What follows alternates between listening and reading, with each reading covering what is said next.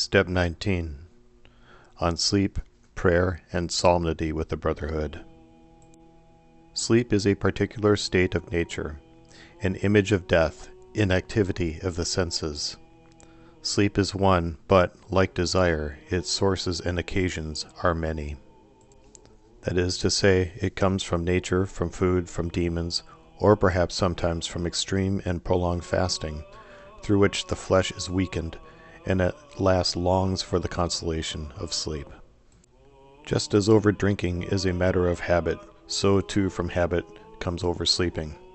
Therefore we must struggle with the question of sleep, especially in the early days of obedience, because a long-standing habit is difficult to cure.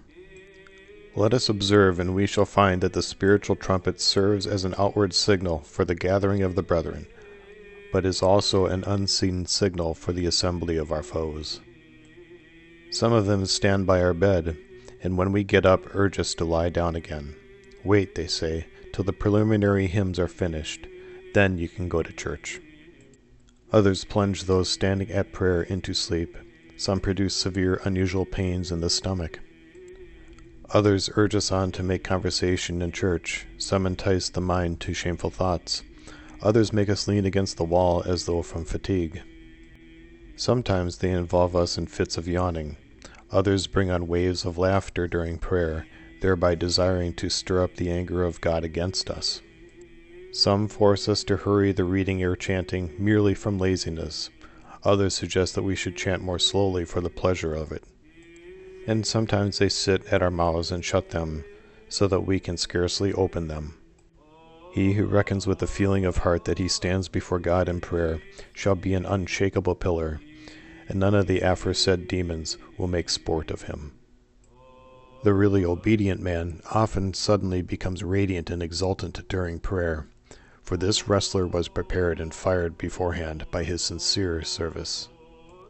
It is possible for all to pray with a congregation. For many it is more suitable to pray with a single kindred spirit. Solitary prayer is for the very few.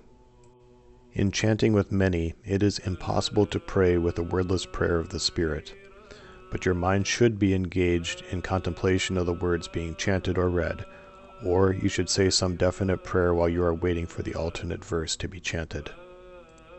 It is not proper for anyone to engage in accessory work, or rather distraction, during the time of prayer, for the angel who attended Anthony the Great taught him this clearly. Just as a furnace tests gold, so the practice of prayer tests the monk's zeal and love for God. A praiseworthy work. He who makes it his own draws near to God and routs demons.